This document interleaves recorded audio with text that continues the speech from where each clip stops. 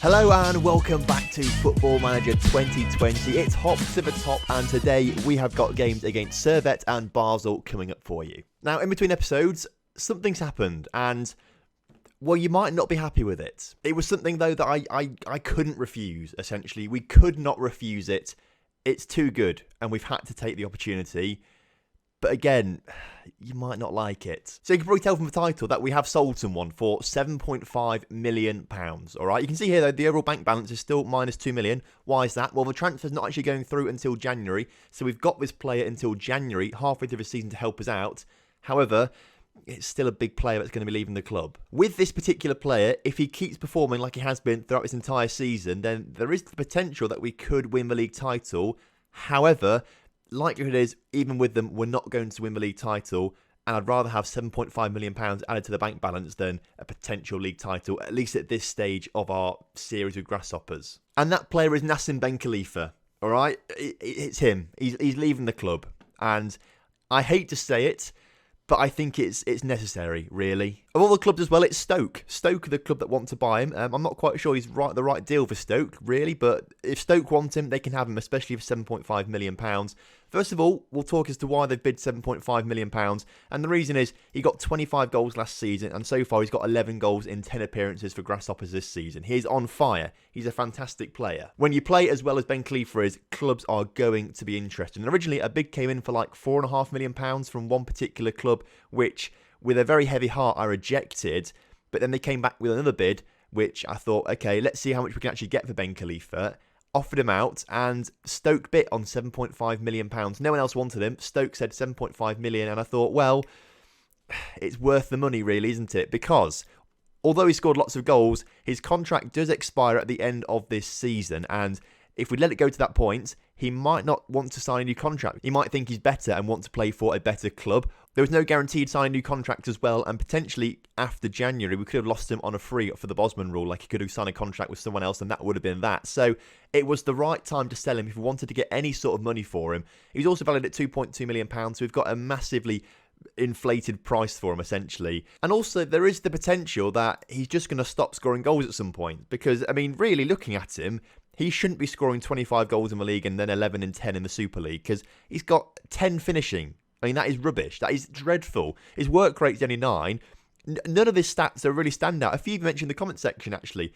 You said he couldn't understand why he's scoring so many goals because he looks so average. And that's the thing. He is average, really, when you look at his attributes and things like that. So I think it's the right time to sell him, and we are going to have an awful lot of money injected into the club. If we look at the current overall balance, 2.3 million, but if we add 7.5, we'll be close to that 5 million mark. So it's worth it, isn't it? When the transfer actually goes through, I'm going to try and just spend the money as well. I want to try and get youth facilities upgraded. I want to try and get youth coaching, youth recruitment all upgraded massively. And I think that's the only chance we're going to get to do it in the next few seasons when we sell Nassim Ben Khalifa. So it's massive for us as a development, I think. That's what I'm seeing it as. So although it's sad in the short term that he's leaving, it's necessary, really, to get the money in. Anyway, I know it's sad, but we've got to move on and get on with today's episode. So, after last episode where he scored a hat-trick, which is very sad, I know, because now we're losing that player. After that last game against Zurich, the 4-3 victory, we played St. Gallen there, and he scored a goal in a 1-1 draw with St. Gallen. So that was a bit more of a difficult game, that one, but still a positive result. We then won in the Swiss Cup second round in extra time again. Move my head around, you can see the youth team that we lined up there. Again, a very small youth team. Randy Schneider missed a penalty as well, which is kind of annoying, but he made up for it by scoring a goal, and Bajrami got a goal in extra time to make sure we went through in that one. We then had a 0-0 draw with Luzern in the Swiss Super League, which was a little bit frustrating. Again, I wanted to try and win some games to try and get ourselves back up to winning ways. We didn't win that one, and then we suffered a 3-0 loss to Young Boys in the league, our first loss of the season, which was very frustrating, especially the nature of it as well. We did bounce back with a win against Lugano, a 4-1 victory with Nassim Ben Khalifa getting a hat-trick and Sukachev getting another one. But then last time out, a 0-0 draw. Why am I saying 0? I always say nil. I don't know where the zeros come from. But either way, a 0-0 draw with Sion as well. And when you look at it like this, if you take away that cup game, the last 5 games we've played in the Super League, we've only won 1.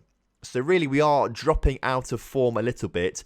However, we are still in a really good position in the league. We are third right now on 19 points, 1 point behind Basel, but only 1 point ahead of Luzern and 3 points ahead of Lugano. So it is still really tight. But as you can start to see, now we are 10 games into the season, a quarter of the way through, or just over a quarter of the way through. There is a bit of a gap forming between the top 6 and the bottom 4, So that is kind of where it's starting to go. If we can stay in that top 6 and try and fight for a place in Europe, that'd be brilliant. Either way, I've waffled on far too long, and we need to get into today's games properly. So Fruchtel starts in goal with Cabral, Gonzalo, Baba and Gonçalves as that back line. Hosu and Bernardo make up the midfield partnership today as where are they? Let me look around. Alan has just come back from an injury, so he's not quite fit enough. And Bajrami played for the under-19s or under-18s or 20, whatever. He played for a youth team either way midweek. Also is a bit tired. So Hosu comes in today. Gelhardt starts on the left-hand side because I'm still not massively convinced by Sukachev. He is going to be starting up front for us soon, though, when Ben Khalifa leaves. I am, of course, looking for new strikers. I'll update you more on that, though, when we get closer to January. Morandi stays in that attacking midfield position. No bids for him recently, but now that Ben Khalifa's going, I'm probably more likely to reject bids in January for him because he's a very good player for us. Pusic on the right, and of course, as previously mentioned, Ben Khalifa, his days are numbered, but he's still our player, and hopefully will score plenty of goals today. So then, kickoff is upon us, and I'm looking for a big victory here today against Servette to sort of get our form back on track. As we saw from the schedule, our form hasn't been brilliant recently, and whilst we've only lost the one game, we've only won one game as well. We've drawn 3 games, so we need to try and turn some of those draws into victories, especially against teams from the lower half of the table. Servette are currently 8th, so these are a team that we need to be beating. They were in the relegation playoff last season, so if we want to avoid that relegation playoff and push on for a better finish this season, we've got to beat a team like Servette today. As Gelhardt sort of loses. Don't know what he did though. He just seemed to stop and then lose possession of the ball. And Servette coming forward now. And I'm not quite sure what happened to Gelhardt there. Unless he just the ball got trapped in his feet. He lost it. But that was a good little counter-attack from Servette. And really, Gelhardt needs to get his dribbling up a little bit if we want to avoid situations like that. But Morandi, with some superb dribbling, is taken out wide into the area, tackled in the box though, and that was the end of the attack. That was a good little dribble from him. Maybe he can teach Gelhardt a few things. Either way, Servette coming forward once again from a goal kick this time, although Gonçalves does manage to lose possession. Back to Servette, who are coming forward again. And although we seem to have the better of the stats here, I think Servette look a bit more dangerous on these highlights. But I've said that now, and we're coming forward. Morandi back on the ball once again at the byline, puts it in the middle, and Hosu's there. Gelhardt's there. Hosu's shot was blocked, but Gelhardt got the interception and grabs his 3rd goal of the season, which is brilliant. We're going to have to start at some point as well, moving him up front slowly. Maybe halfway through it, well not halfway, maybe like 60 minutes in the game, we take Ben Khalifa off for Sukachev, put Sukachev on left, Gelhardt up front. We need to start getting him used to that position and that style of play. Although we do have winter break, I suppose, with the friendlies to do that as well. So maybe it's not quite the priority that it sort of seems in my head as we've got winter break to have some friendlies and get him going up front. But it's in the back of my mind that we need to really start looking for life after Ben Khalifa, who's on the ball right now, heads it down to Morandi, who plays it out to Gonçalves, who I keep saying it wrong, despite you telling me how to say it right. I think I called him Gonzalez last episode as well, someone pointed out. I was really tired last episode, so that was why I kept getting stuff wrong. Either way, Hosu back on the ball now, puts it out towards Pusic, but it's not quite the ball we wanted. And Servette through the middle. Can they get around the goalkeeper? They can, but it's wide of the post as well. And as we approach half-time, we are winning the game 1-0, but there is a chance right now for us to come forward on a counter-attack. If we can make it 2-0 before half-time, that would be... Gelhardt again, let me down with dribbling. Lad, sort yourself out. We'll get you on some special training to do your dribbling as the ball comes forward for Servette. And thanks to Gelhardt's poor dribbling, they've scored a goal. And he needs to sort his dribbling out because that's twice now in today's game where he's almost given it away, well, has given it away with his poor dribbling, really, and this time they've punished us for it. So that was a mixed first half. Good attacking play from us, but defensively and our dribbling stats, they weren't brilliant. Gelhardt also having a mixed first half. He scored a goal, but pretty much gifted Servette a goal there as well, which is a little bit frustrating. We've got a free kick, though, which Pusic puts in the middle, and Hosu gets his first goal of the season. Fantastic stuff there. A powerful header as Pusic's free kick connects, and it goes into the top corner. And that was a good set piece. We seemed to do quite well from set pieces, to be fair. And it was unmarked there. It wasn't challenged in the air.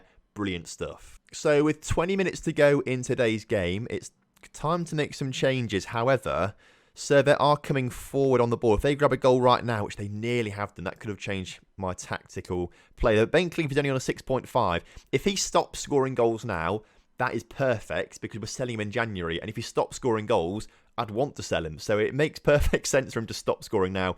We're going to swap him and Gelhardt around. And we're also going to bring, where is he? Sukachev on that left-hand side. And Randy Schneider, who apparently last episode, I didn't even notice this in editing. So that's how tired I was last episode.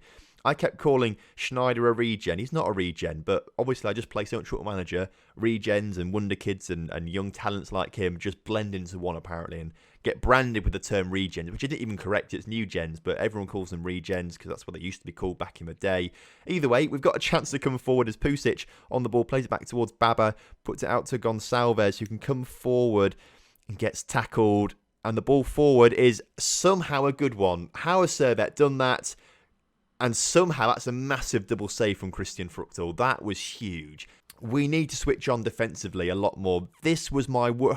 They've scored a goal from the resulting corner. You hate to see it. This was my worry coming into this season. And for the first 9 games or so, we played brilliantly and my worries were alleviated. But now I think as we've settled and things are starting to get into a bit of a routine, the cracks in our defence that I was worried about at the start of the season are starting to show now. And I think as we progress through this season, we're going to be dropping down the table a little bit. Another huge save from Fruchtel there. Otherwise, Servette, we're going to be absolutely through. At this stage, we will take the draw. But considering we have been leading the game twice, it is disappointing to not pick up all 3 points. As Cabral looks to put a ball into the middle, puts it out to Sukachev instead. Paolo Bernardo back to Hosu. Paolo Bernardo I'd love to sign permanently. Perhaps with the money that we're actually making from Nassim Ben Khalifa, we could maybe look to try and sign 1 or 2 of these players on loan, particularly Fruchtel in goal. He's very good, and we've given the ball away so cheaply there as well. 84 minutes on the clock. Servette through,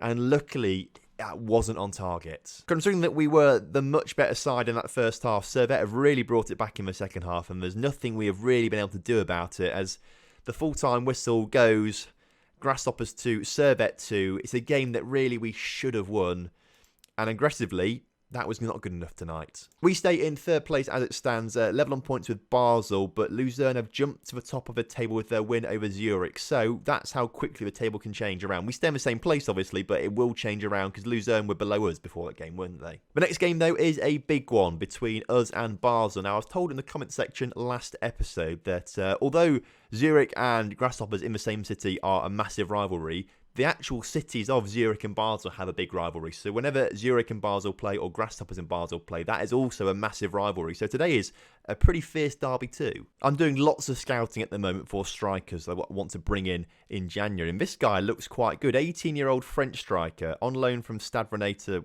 wherever he's playing. But 3.5-star current ability, 5-star potential. Like, he could be a great player. They don't want to sell him, but we've got the money, I reckon. We will have the money afterward, definitely, to buy him for 350k, maybe a little bit more. He's interested in signing. His wage demands are quite low too.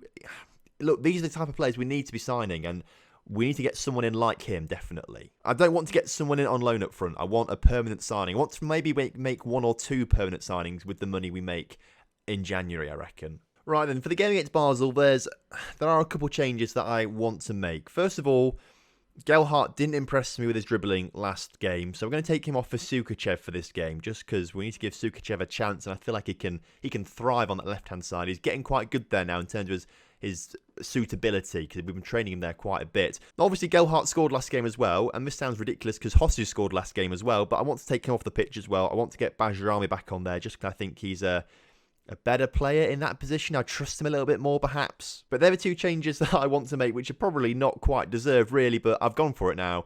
We're taking on Basel today, away from home, so it's going to be a tough game.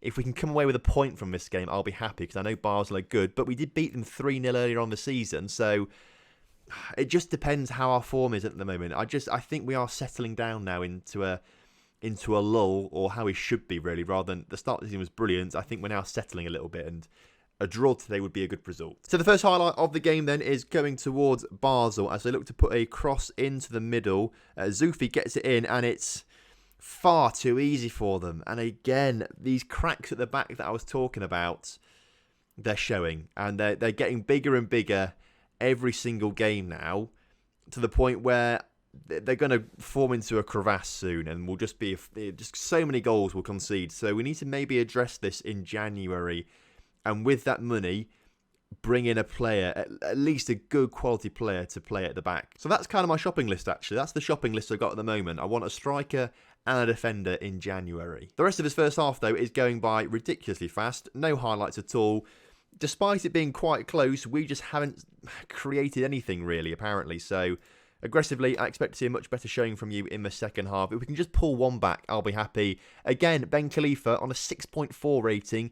He's clearly playing terribly, which is perfect. He's leaving the club for £7.5 million. This could be daylight robbery. You know, if he didn't play well for Stoke either, it'd be even better for us. So we're going to take him off the pitch and bring Gelhardt on up front, see if he can score some goals. We'll make him, though, an advance forward on attack to try and get forward a little bit more. Cabral is also on quite a low rating of 6.5. Let's take him off and bring on Witwer, just because I like him at left-back position. And Bajrami, the player that I brought on, isn't playing well either. So Hosu, get yourself back on the pitch and score some goals for us again. 3 changes at the same time. It's a slightly risky move, but it has to be done. We've got to get something out of this game now, but there's just no highlights. There's 15 minutes to go now, lads. Very attacking and demand more. That's what we're going to say. Demand more. 15 minutes to go. Very attacking. If we can't score a goal now, I'm going to be concerned for us. Very concerned for us. We're going to drop down the table as well a little bit today if we don't pick up a point. But as the clock ticks down, there's a free kick for Basel on the edge of the area. If this goes in, that's it. Rollheiser on the ball. Benjamin Rollheiser. Now, we've had him on a save before. What save did we have him on? They've scored the goal either way, but I'm too concerned as to which save we had Benjamin Rollheiser on. I think it could have been the Real Oviedo save. What was that? The Real Deal or the Real Deal, or I think it was that save. I think we had him there for a little bit. You'll probably tell me in the comment section, but that's what's concerning me the most in today's episode. Not the 2 or the draw and the losses, but Paulo Bernardo grabs his first goal of the season. It's a consolation one with 3 minutes to go, and someone actually sent me a screenshot the other day. Speaking of the Real Deal save, they sent me a screenshot of the Valencia debacle. Perhaps we can do a Valencia debacle to Basel and score 2 goals now in the 90th minute to go and win the tie. Something tells me, though, as the clock ticks down and the referee does blow his final whistle, it wasn't going to happen. We drop down to 4th in the table. Basel extend their lead at the top. They're now 3 points clear of Young Boys below them. So Basel looking to start to mount a bit of an attack now towards the top of the table. We're slowly dropping down, but we're still in the top 4, and that's really good. We have to manage expectations, all right? We have to manage expectations. We are, on the pre-season preview, it said 7th for us, 7th exactly. We said we'd be happy as long as we don't finish 10th, essentially. So we've got to manage these expectations. We are going to slip down the table, I think. I think the opening start to the season was just, I don't know, new player look, beginner look sort of thing. So we are going to slip down. But we've got some big games coming up against some teams in the bottom half of the table, which we need to win if we want to stay in that fight for European places. Which I've just said after I said we need to manage expectations, which probably means we're not going to finish in the European places this season. Let's just calm down, Tom. I mean, you guys aren't getting carried away. I mean, it's just me getting carried away. But I'm telling you guys not to get carried away because I'm getting carried away. That makes no sense, but we'll stick with it. So the winter break does come in January, which means I think next episode we go and play Young Boys and Sion again. I know we did Sion on the first day of the season, but it's kind of what falls just before that January winter break. So that's what's going to be next episode. Incidentally, we've actually got Young Boys up next in the Cup, but that's a slightly different story, which we won't talk about today. We'll talk about that next episode if we get past Young Boys in the Cup. Either way, thank you very much for watching today's episode. I hope you have enjoyed it. And if you have done, please do drop a like on the video. That'd be very much appreciated. And I'll see you next time for some more Hop to the Top action. Have a good evening. Goodbye.